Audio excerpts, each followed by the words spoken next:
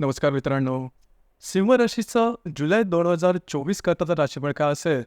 तुमचं एकंदरीत स्वास्थ्य, तुमचं फायनान्शियल स्टेटस किंवा आर्थिक स्तर नेमकं कशा प्रकारचं असेल, लव्ह लाईफ कशा प्रकारचं असेल, वैवाहिक जीवन कशा प्रकारचं असेल, या सर्व संदर्भातली खुलासेवर चर्चा आपण या व्हिडिओमध्ये करणार आहोत. तर सर्वात पहिल्यांदा आपण तुमचं शारीरिक किंवा मानसिक स्वास्थ्य हे नेमकं कशा प्रकारचं असेल या संदर्भातली चर्चा करू. जसं की तुमच्या राशीचा जो स्वामी आहे रवी, जो की तुमच्या लाभस्थानामध्ये भ्रमण करतोय 17 तारखेनंतर, हा तुमच्या व्ययस्थानामध्ये भ्रमण करणार आहे. त्याचप्रमाणे बुध हा जो की तुमच्या व्ययात भ्रमण करतोय 20 तारखेनंतर तुमच्याच राशीमध्ये येणार आहे. तुमच्या राशीचा जो षष्टेश आहे शनी, जो की तुमच्या सप्तम स्थानामध्ये भ्रमण करणार आहे, तो वक्री सुद्धा आलेला आहे. याचप्रमाणे जो अष्टमेश आहे गुरु, हा तुमच्या दशम स्थानामध्ये भ्रमण करणार आहे. ते आणखी एक गोष्ट थोडीशी महत्त्वाची आहे, ती म्हणजे मंगळ जो की तुमच्या भाग्यस्थानामध्ये भ्रमण करतोय दिनांक 13 तारखेनंतर, हा तुमच्या कर्मस्थानात येणार आहे. चतुर्थ दृष्टीने तुमच्याच राशीला पाहणार आहे. इथे जो शनी वक्री झालेला आहे, हा सुद्धा सप्तम दृष्टीने तुमच्या राशीला पाहणार आहे. एकंदरीत या सर्वांचा विचार करायचा झाला तर हा जो संपूर्ण महिना आहे, संपूर्ण महिन्यामध्ये थोडंसं गेल्या महिन्यामध्ये बरेचसा तुमचा जो कालावधी होता तो व्यवस्थित चालू होता. यामध्ये थोडंसं जो गोष्ट वेगळ्या प्रकारे होऊ शकेल मानसिक स्तरावरती, खास करून या महिन्याच्या 15-16 तारखेनंतरच्या कालावधीमध्ये थोडंसं तुम्ही जास्त प्रमाणात ॲक्टिव्ह राहाल, फिरणं वगैरे जास्त होईल, ट्रॅव्हलिंग जास्त होईल, स्ट्रेस टेन्शन थोडंसं जास्त आल्यासारखं वाटेल. त्याकडे थोडंसं लक्ष द्या. हा मानसिक तणावाबद्दल सांगितलं. शारीरिकतेच्या बाबतीमध्ये सुद्धा थोडंसं काळजी घ्यायला हवी. शारीरिक दुखापती किंवा शारीरिकतेच्या संदर्भात कुठलेही त्रास चालू झाले तर लगेच डॉक्टर इलाज करणं आवश्यक राहील. याचप्रमाणे जर का तुम्ही कुठल्या दीर्घ व्याधीने पीडित असाल तर त्याचेसुद्धा काही जे लक्षणं ते तुम्हाला या महिन्याच्या साधारण 16-17 तारखेच्या नंतर दिसून येते. त्यावेळेला मात्र अजिबात हयगय करू नका. थोडीशी काळजी घेणं गरजेचं राहील. येणारे 1-1.5 महिने अशाच प्रकारचा थोडं स्ट्रेस टेन्शन जाणवेल, परंतु थोडं खंबीर राहायला तुम्हाला वेगळं सांगायला लागलं. तुमची जी रास आहे सगळ्यात जास्त कॉन्फिडन्स किंवा आत्मविश्वास आणि जबरदस्त अशी एनर्जी तुमच्या राशीमध्ये दिसून येते. तर त्याचाच थोडासा प्रत्ययी दिसणं हे थोडंसं या महिन्यात गरजेचं ठरेल. यानंतर आपण चर्चा करू आर्थिक स्तराबद्दल. तुमचा आर्थिक स्तर नेमका कशा प्रकारचा असेल. तर तुमच्या राशीकरता 2 जे ग्रह आहेत ते सर्वात महत्त्वाचे आहेत आर्थिक स्तराकरता. एक आहे बुध, दुसरा आहे गुरु. बुध जो ग्रह आहे हा तुमचा लाभेश आहे आणि तुमचा धनेश सुद्धा आहे, आणि जो गुरु आहे तुमचा पंचमेश आहे आणि अष्टमेश आहे. बुध ग्रहाबद्दल सांगायचं झालं तर साधारण हा 19-20 तारखेपर्यंत तुमच्या व्ययस्थानामध्ये भ्रमण करेल आणि 20 तारखेनंतर हा तुमच्याच राशीमध्ये येणार आहे. आणि जो गुरु, जो की तुमच्या राशीचा पंचमेश आहे, अष्टमेश आहे, तुमच्या दशम स्थानामध्ये भ्रमण करत आहे. तर गेल्या साधारण एक 10-12 दिवसामध्ये तुम्हाला जाणवलं असेल की फायनान्शियल क्रंचेस जास्त वाढलेले आहेत. म्हणजे आर्थिक तंगी ज्याला आपण म्हणतो ही जास्त प्रमाणात तुम्हाला दिसलेली असेल आणि त्याचा अनुभव तुम्हाला थोडासा निगेटिव्ह इम्पॅक्टसुद्धा तुमच्यावरती झालेला असेल. कारण तुमची जी रास आहे खर्च करण्यामध्ये मागे पुढे न बघणारी आहे आणि त्यामुळे समजा पैसे खिशात नसतील तर थोडंसं अनइझिनेस वाटतं. अर्थात सगळ्यांनाच वाटतं, पण तुमच्या राशीला थोडंसं जास्त वाटतं कारण खर्च बिनधास्तपणे करणारी तुमची रास आहे. काळजी करू नका. या महिन्याच्या साधारण 22-23 तारखेपर्यंत थांबायला लागेल. या महिन्याच्या 22-23 तारखेनंतर परत जे आर्थिक स्तर आहे तो हळूहळू व्यवस्थित होईल. परंतु इथे सुद्धा खर्चावरती थोडंसं नियंत्रण ठेवणं गरजेचं राहील. कारण जो बुध तुमच्या व्ययस्थानामध्ये जवळजवळ 20 तारखेपर्यंत राहणार आहे, हा तुम्हाला खर्चाची मानसिकता बऱ्याच प्रमाणात निर्माण होईल, परंतु इन्कम जास्त नसेल. त्याच्यामुळे या संदर्भात थोडीशी काळजी घेणं गरजेचं राहील. जर तुम्ही शेअर मार्केटमध्ये ट्रेड करत असाल तरी सुद्धा साधारण मोठे ट्रेड, मोठी रिस्क करून घेऊ नका. यानंतर गृहस्वास्थ्याबद्दल सांगायचं झालं म्हणजे फॅमिली ॲपियरन्स ज्याला आपण म्हणतो, तर तुमच्या राशीचा जो चतुर्थेश आहे मंगळ, हा तुमच्या राशीचा राजयोगकारक ग्रह सुद्धा आहे, जो की तुमच्या भाग्यस्थानात स्वतःच्या राशीमध्ये भ्रमण करतो आहे. दिनांक 13 तारखेनंतर हा तुमच्या दशमात भ्रमण करणार आहे. काळजी करू नका. घरातल्या व्यक्तींमध्ये नातेसंबंध व्यवस्थित राहतील, अगदी सुव्यवस्थित राहतील असं नाही सांगता येणार. कारण 14-15 तारखेनंतर थोडंसं हा जो मंगळ आहे सप्तम दृष्टीने आणि जो शनी आहे हा दशम दृष्टीने तुमच्या चतुर्थ स्थानाला पाहणार आहे. तर घरातल्या व्यक्तींबरोबरचे नातेसंबंध थोड्याफार प्रमाणात ताणले जातील. इथे थोडंसं लक्ष देणं गरजेचं राहील. याचप्रमाणे या महिन्यामध्ये घरातले जे पुरुष वर्ग असतील त्यांच्या आरोग्याकडे सुद्धा थोडंसं लक्ष देणं महत्त्वपूर्ण राहील. यानंतर आपण चर्चा करू लव्ह लाईफबद्दल. तुमचं लव्ह लाईफ नेमकं कशा प्रकारचं असेल. जसं की तुमच्या राशीचा जो पंचमेश आहे गुरु, हा तुमच्या दशम स्थानामध्ये भ्रमण करतो आहे. अजिबात काळजी करू नका. साधारणतः जर तुम्ही तुमच्या रिलेशनशिपमध्ये असाल तर छोटे मोठे वादविवाद होतील, कारण जो मंगळ 13 तारखेनंतर तुमच्या दशमात येणार आहे तो अष्टम दृष्टीने तुमच्या पंचम स्थळाला पाहणार आहे. आणि मंगळाची अष्टम दृष्टी ही सहसा तेवढीशी चांगली असत नाही. तर थोडीशी चहाच्या कपातले वादळं म्हणा किंवा ते थोडेसे वादविवाद थोडेसे मोठे होणं अशा प्रकारचे काय अनुभव येतील, कारण व्ययस्थानात तुमचे बरेचसे ग्रह भ्रमण करत आहेत. तर या अनुषंगाने सांगायचं झालं तर थोडंसं या संदर्भात काळजी घेणं गरजेचं राहील. जर तुम्ही तुमच्या रिलेशनशिपमध्ये असाल या संदर्भात थोडंसं काळजी घ्या. जे ताणतणाव जे वाढणार नाही त्याकडे थोडंसं लक्ष देणं गरजेचं राहील. त्याचप्रमाणे ज्या गर्भवती महिला त्यांनी सुद्धा स्वतःच्या आरोग्याकडे लक्ष द्या. आरोग्याच्या संदर्भातले छोटे मोठे त्रास आहेत त्यामुळे डोकं वर पडू शकते.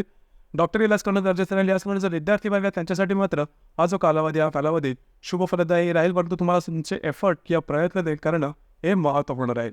यानंतर आपण चर्चा करू वैवाहिक जीवनाबद्दल. वैवाहिक जीवनाबद्दल सांगायचं झालं तर जो सप्तमेश शनी हा सप्तम स्थानातच आहे, तो वक्री असणार आहे. तुमचे जे वैवाहिक जोडीदार त्यांच्या आरोग्याकडे लक्ष द्या. आणि इथे साधारण तुमच्या सप्तमाच्या षष्ठामध्ये रवी, शुक्र आणि बुधाचं सुद्धा भ्रमण आहे. तर थोडंसं ज्याला आपण रस्सीकेस वगैरे म्हणतो, अर्थात याचा फारसा परिणाम तुमच्या दैनंदिन जीवनावर होणार नाही, परंतु थोडंसं अलर्ट राहणं गरजेचं राहील.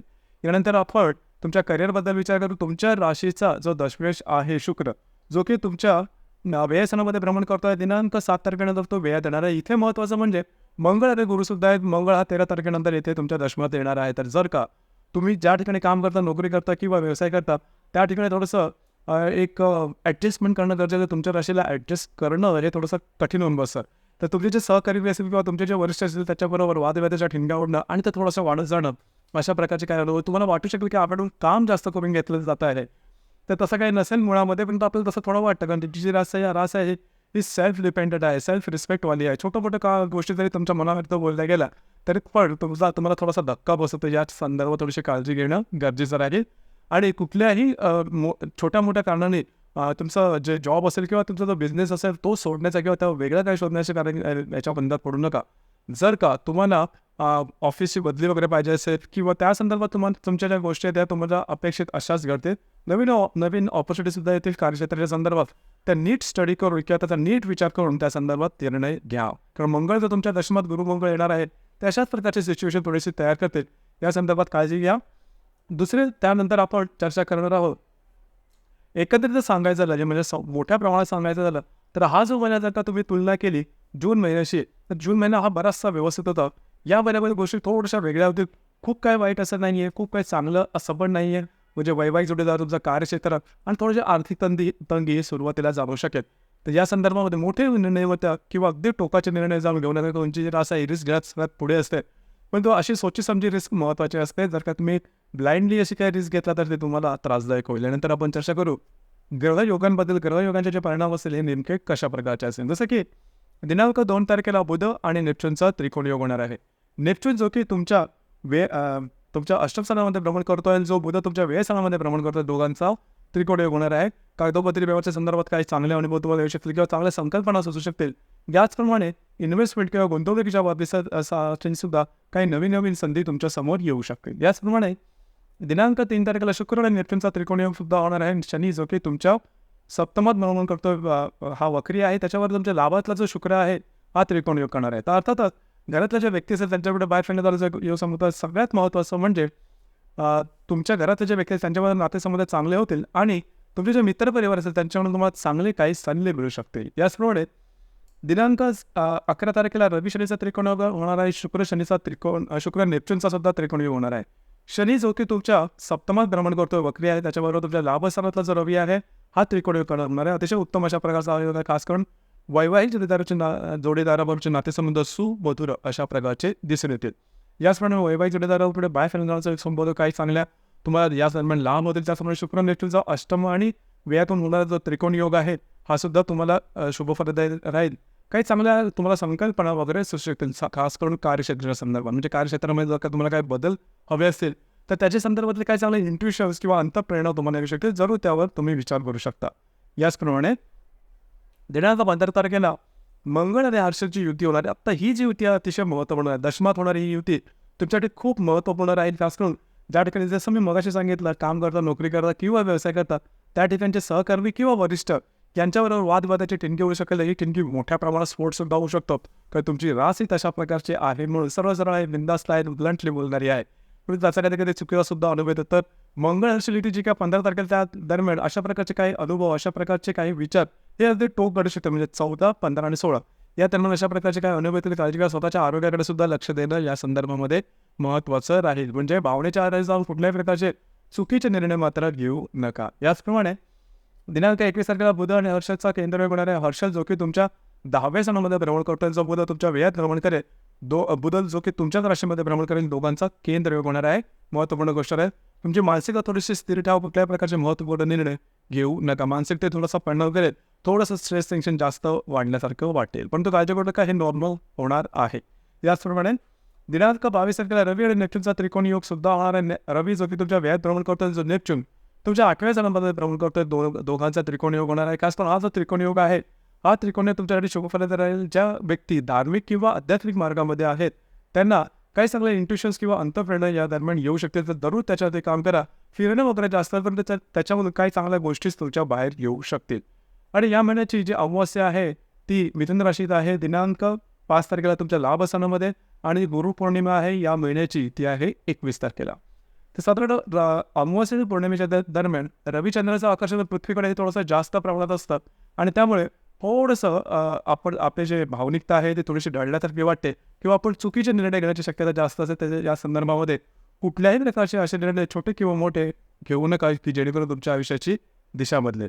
त्या संदर्भात काळजी घ्या. खास करून अमावस्येच्या दरम्यान कुठलेही फायनान्शियल ट्रेड, आर्थिक व्यवहार करू नका. तर एकंदरीत सांगायचं झालं तर हा जो संपूर्ण महिना संपूर्णपणे अतिशय वाईट असाही नाही किंवा अत्यंत चांगला आहे असंही नाही, परंतु नीट डोळे उघडे ठेवून येणारे डिसिजन किंवा येणारे सिच्युएशन्स असतील, परिस्थिती असतील, त्याला सामोरे जा आणि लगेचच्या लगेच भावनातीत होऊन निर्णय घेऊ नका. तर मित्रांनो, हे होतं सिंह राशीचं जुलै 2024 करण्याचं संपूर्ण राशीफळ. आपल्याला राशीफळ कसं वाटलं, आपण त्याचा अनुभव कशा प्रकारे घेतला, नक्की कळवा. धन्यवाद.